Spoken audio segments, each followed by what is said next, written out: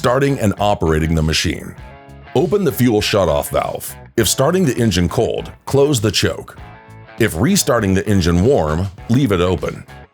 Pull back the throttle about 1/3 and turn the ignition key to the start position until it starts. If the engine doesn't start after 10 seconds, release the key, wait 10 seconds, and try again.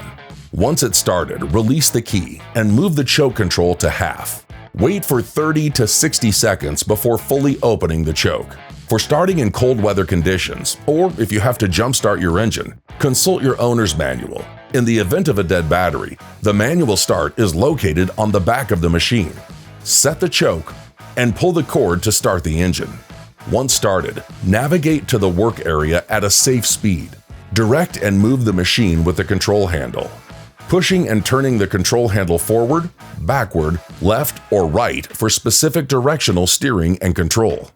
Always drive at a speed appropriate for your environment.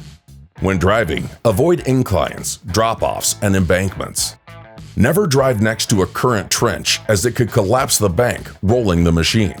A 20-degree incline is allowed, but if the machine is driven on a slope greater than 20 degrees, it will shut down automatically. Once the bucket is loaded with gravel or concrete, position the concrete dumper to start dumping the material. Remember, the concrete dumper is designed to dump either from a stationary position or while moving. Once the concrete dumper is positioned, do a quick function check before you start.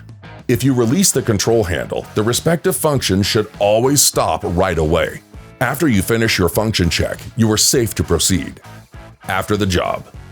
After all work is completed, move the concrete dumper to level ground and park. Never park on a slope. Turn down the throttle to idle and turn off the ignition switch.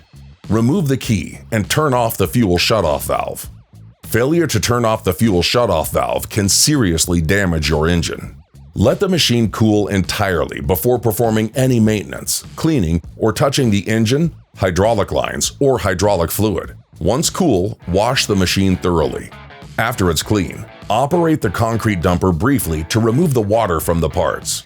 Once you return to the shop, complete all required cleaning, lubrication, battery, and general maintenance. For specifics on these tasks, consult your owner's manual. For more information, visit www.barretomfg.com or consult your owner's manual.